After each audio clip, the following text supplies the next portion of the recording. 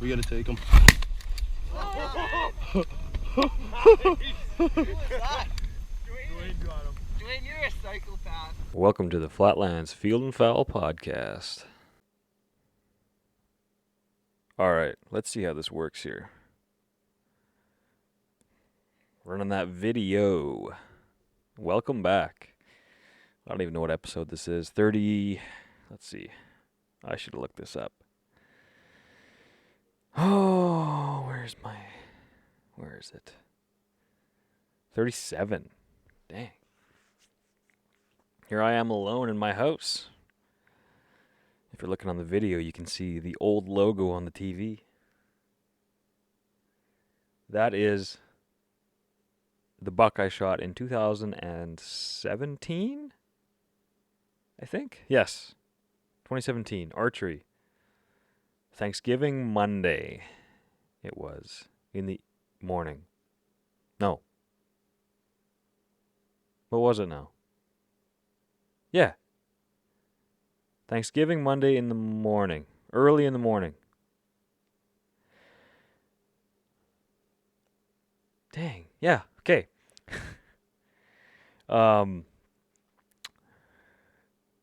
It was, yeah, okay.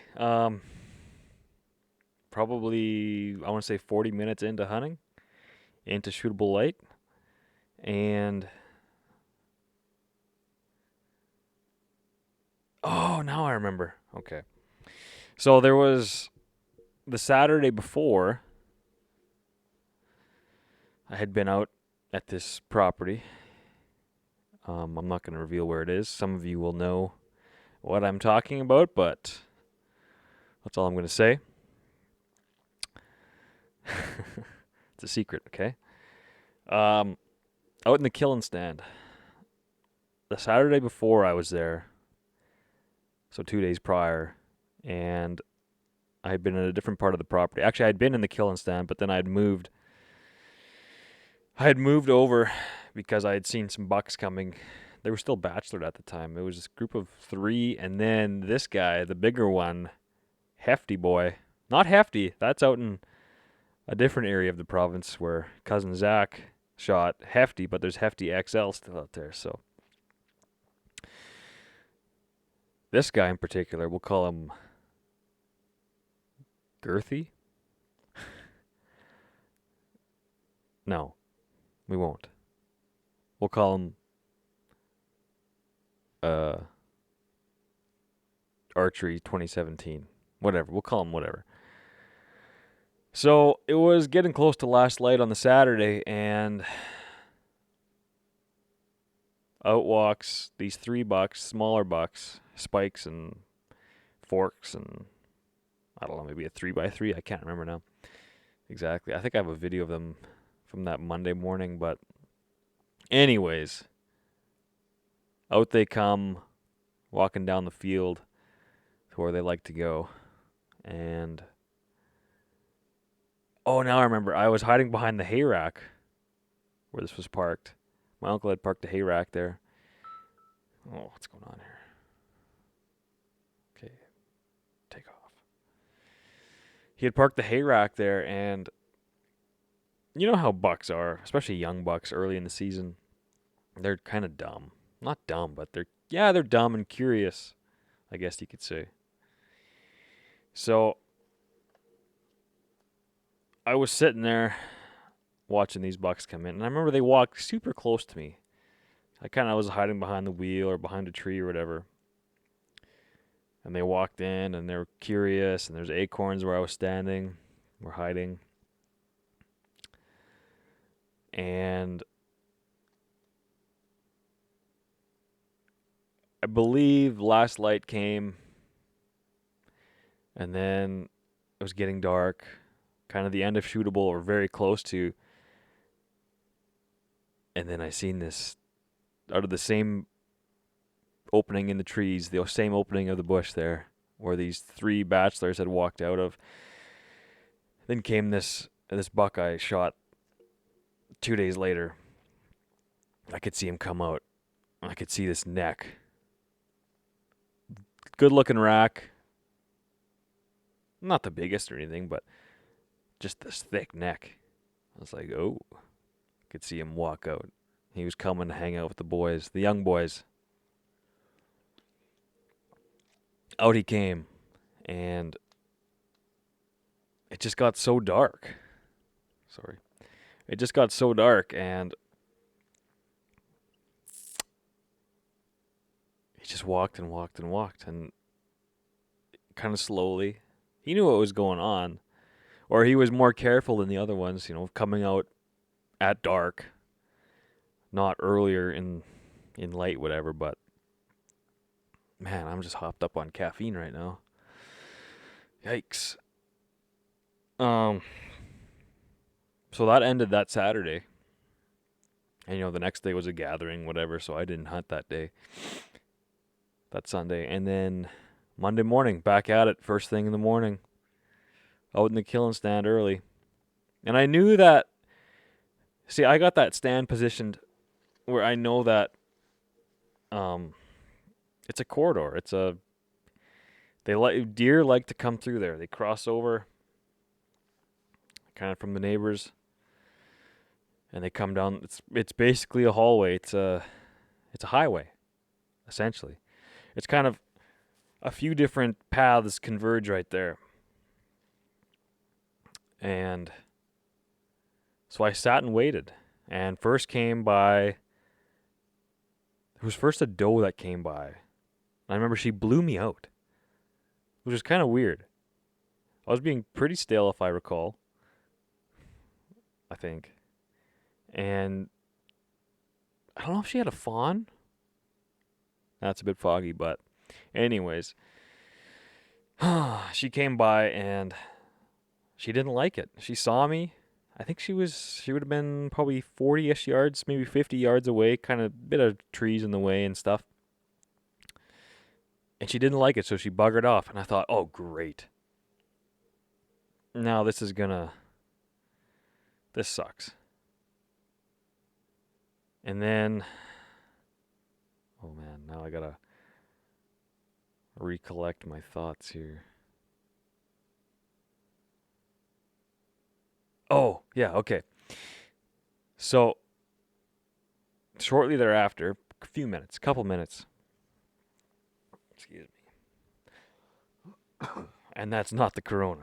That's not the Rona. Not Miss Rona. Not the disease. It's caffeine. Okay.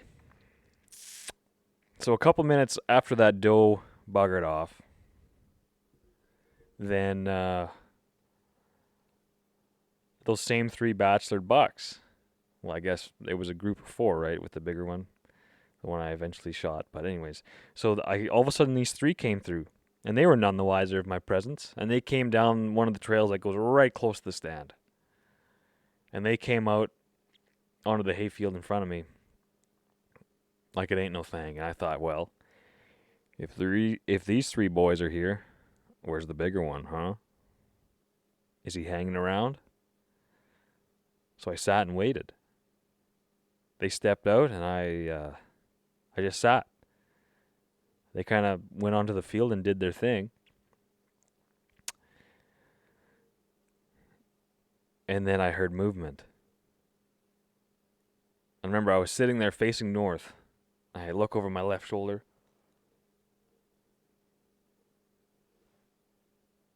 And there's walking the bigger one. The girthy one. And he's coming on a string, honestly. I'm like getting ready, get the bow off the hanger. I'm like, oh man, this is gonna happen. And he's coming down the trail, which is, I wasn't exactly sure, but after that, then I checked it out, and it was about 25 yards. And he's walking. Step, step, step, step, step. My heart is going, and I have had a chance at bigger bucks in the past, much bigger, honestly. Gearhart, if you know who I'm talking about, the wet powder guy. But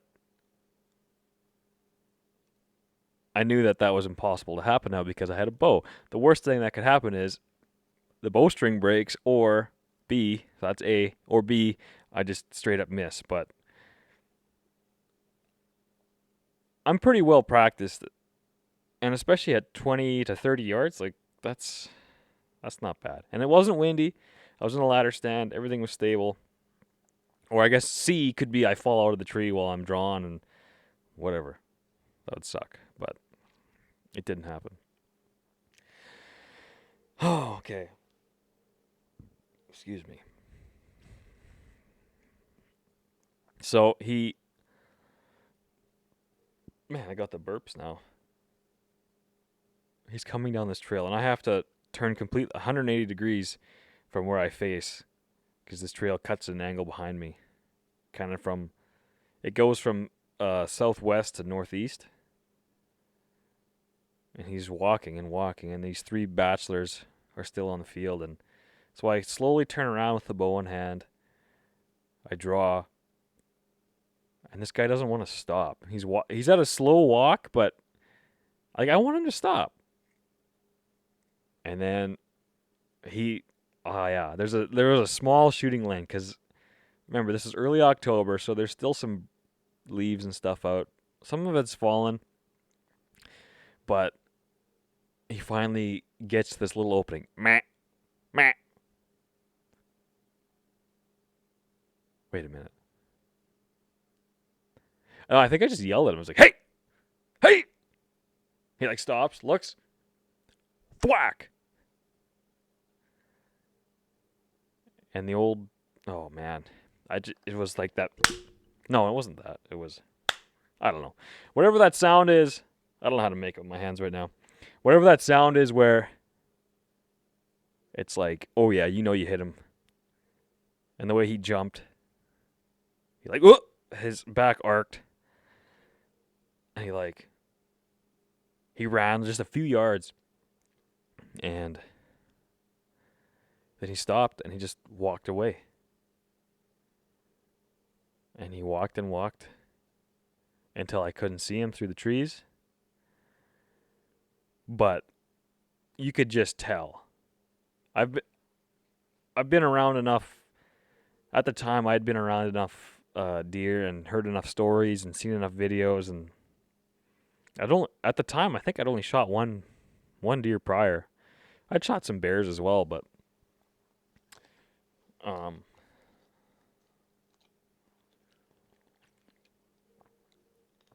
anyways, I knew I'd hit this guy.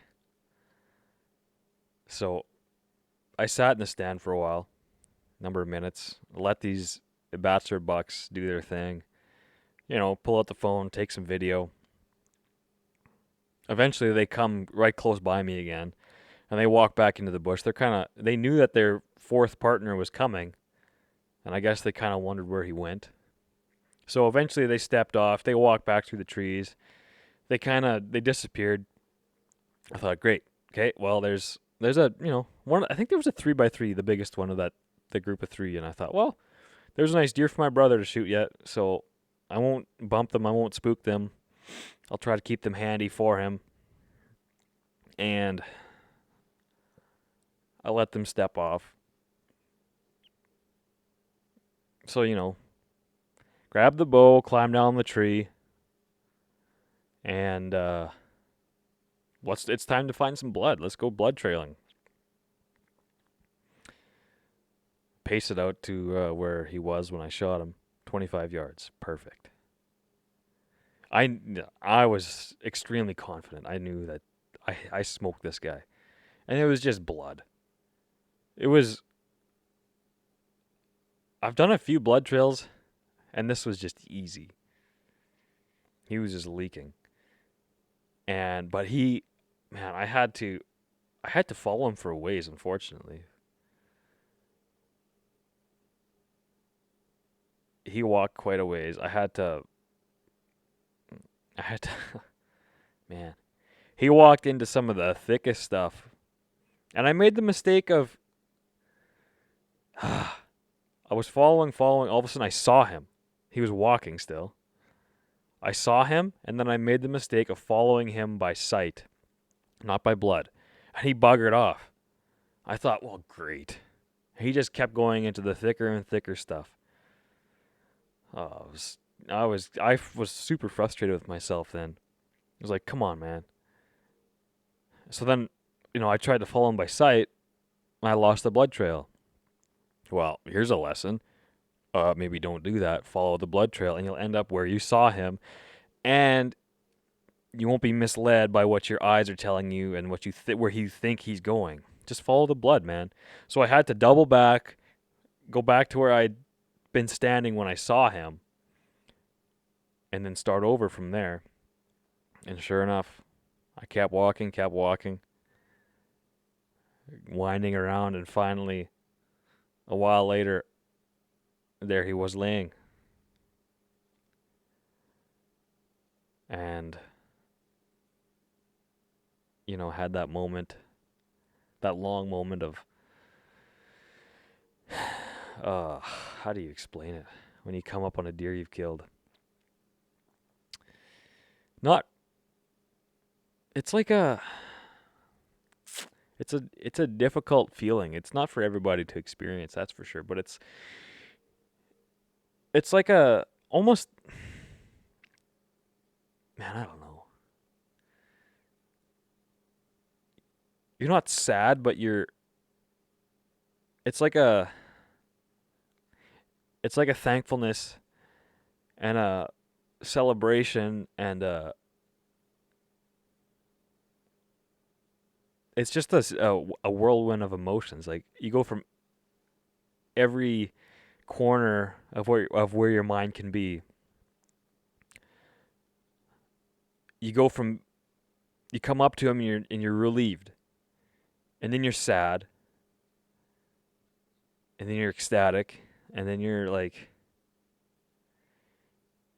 I don't know, just like super thankful, and then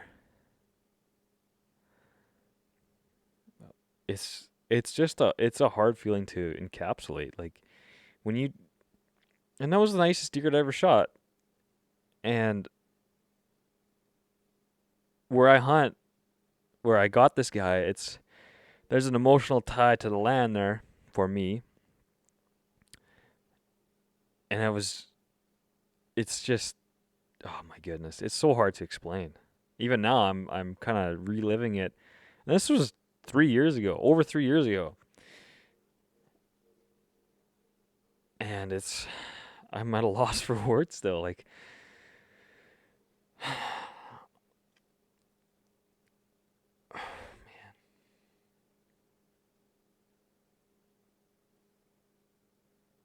just a sea of emotions. And at the end, I remember going through all of them and just finishing up with just utmost amount of thankfulness. And you end up just wanting to take care of that animal you just killed. You end up wanting to just take care of that thing as best you can, because you're out there in God's grocery store, and it just gave your life for you. So, I mean, you owe it to it. So you have to do the best that you can to take care of this thing that just essentially died for you, that you were lucky enough or blessed enough to be able to take. And I feel like there's a different connection when you archery hunt, and it's like it was 25 yards away, and you poke it with your arrow. Oh yeah, I had nicked the heart, and the post-mortem showed I nicked the heart, and the broadhead was lodged in the far front shoulder. It was broadside when I shot it.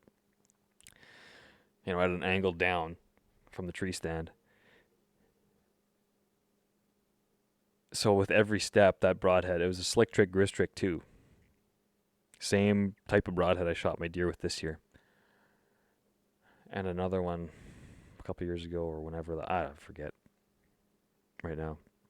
Anyways, so with every step, his right shoulder, that broadhead was lodged in there, and it just cut and cut and cut. I lost a lot of that. That other side shoulder was pretty mangled, so there was some waste out of there. But yeah, it's the emotions that came through were it was just wild. But yeah, so you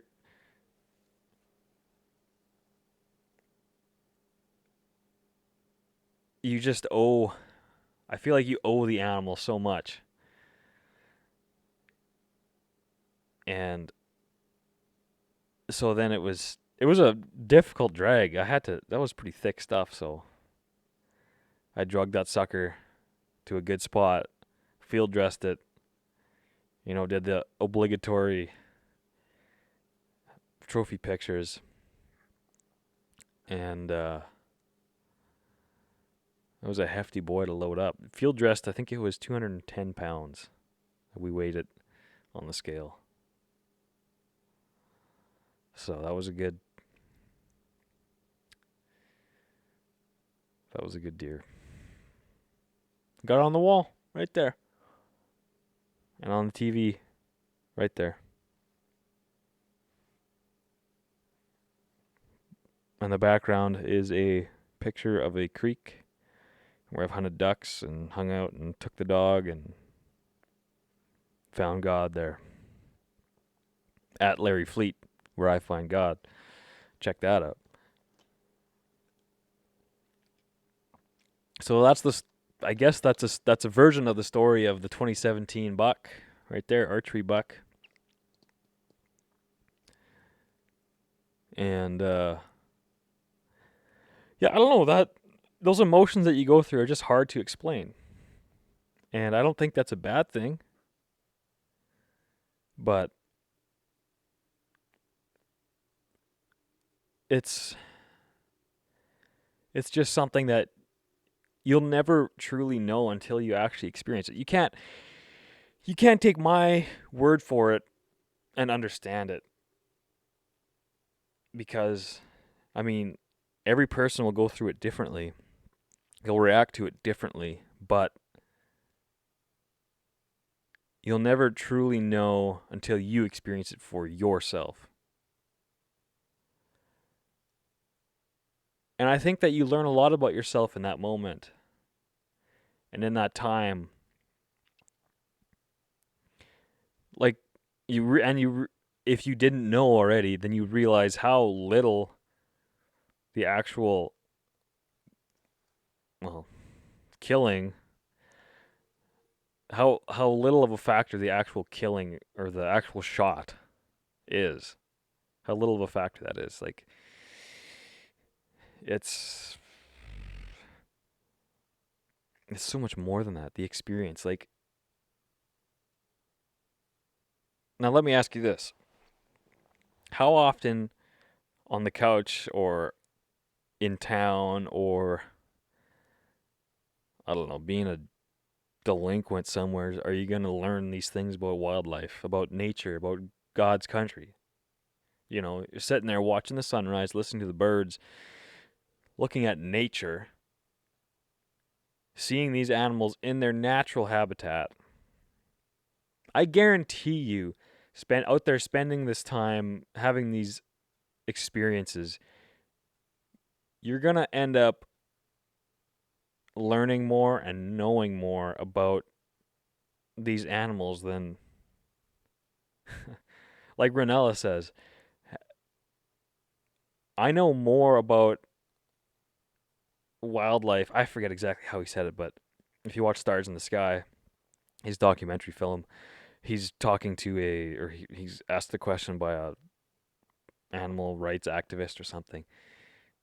And he's like, I can guarantee you that I know more about these animals than you ever will. And it's true. When you go out and spend time and care and are a conservationist as well, and you just sit and learn, and not necessarily sit, but you spend the time out there in nature, in the wild, and you learn and you observe, you realize it's so much more than just killing. Like, hunting is not killing. And I think that's amazing. I think that's great.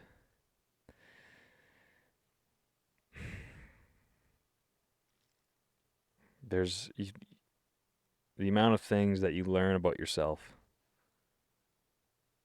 I don't know. It's just awesome. And I recommend it. But at the end of the day, I guess the goal is to take something home. So you have to be, that's one thing you have to come to terms with. So just be wary of that. Otherwise, you're just hiking. And what's the purpose of hiking? Wouldn't you rather, I don't know, in my mind, I'd rather, like, again, back to, I think, Ranella. Hiking is cool, but wouldn't you rather be able to take something tangible back? You can do the same thing and go out there with a tool and come back with memories and food and maybe something to remember that by via maybe some antlers on the wall or something similar to that. I know I sure would. I prefer that.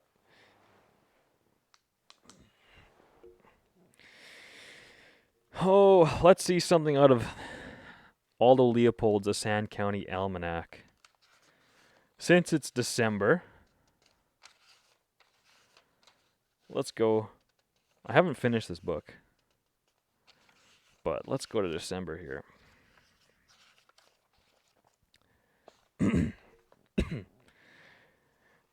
I'll be like Brian Callens, and read an excerpt from a book. December, home range. The wild things that live on my farm are reluctant to tell me, in so many words, how much of my township is included within their daily or nightly beat.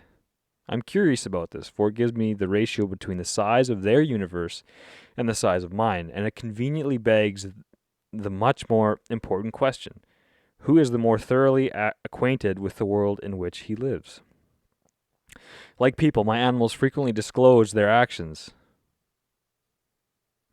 Like people, my animals frequently disclose by their actions what they decline to divulge in words. It is difficult to predict when and how one of these disclosures will come to light.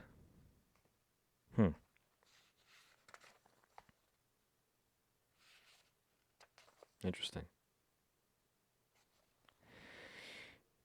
Here's another part. Science knows little about home range, how big it is at various seasons, what food and cover it must include, when and how it is defended against trespass, and whether ownership is an individual, family, or group affair. These are the fundamentals of animal economics or ecology. Every farm is a textbook on animal ecology. Woodsmanship is the translation of the book.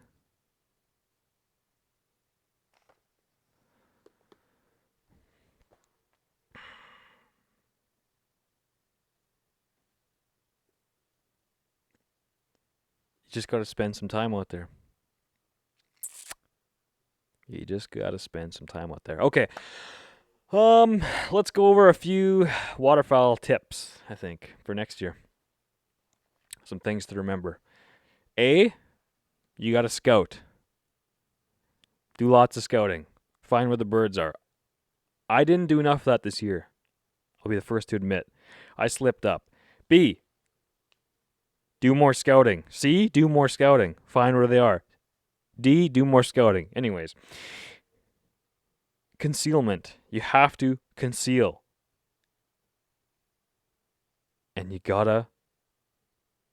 If you see a few birds, don't get sold on that field. Even when you find hot fields, you're not always going to get all the birds or any of them, etc. But this year I found that staying away from their water source was better. And when times are tough and flocks are small, take your time and shoot them all. You don't bank on 50 birds on the field. There's a good chance that they won't work. I hunted a few times this year where I didn't fire a shot, and it really bugged me. So it's not that, again, not that the entire purpose is just to kill, but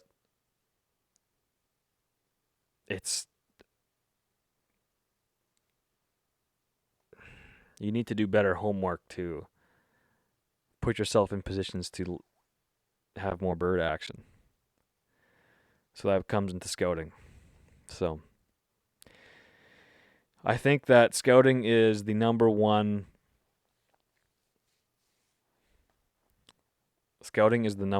part of waterfowl hunting, especially with geese.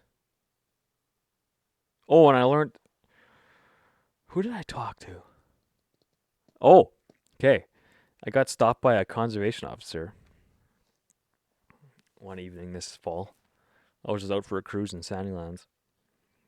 And this was an area where they had some spotlighting problems, so they were kind of, I guess, a sting operation. So he stopped me, and we talked for a little while. And me and a friend, or a couple friends, we had tried hunting snow geese based on where they were the night before, like you hunt Canada's usually. And this tip from the CO was that don't hunt them where they are the night before in the morning. Hunt them where they are in the morning the day before. And so we'd only come across these snows in the evening.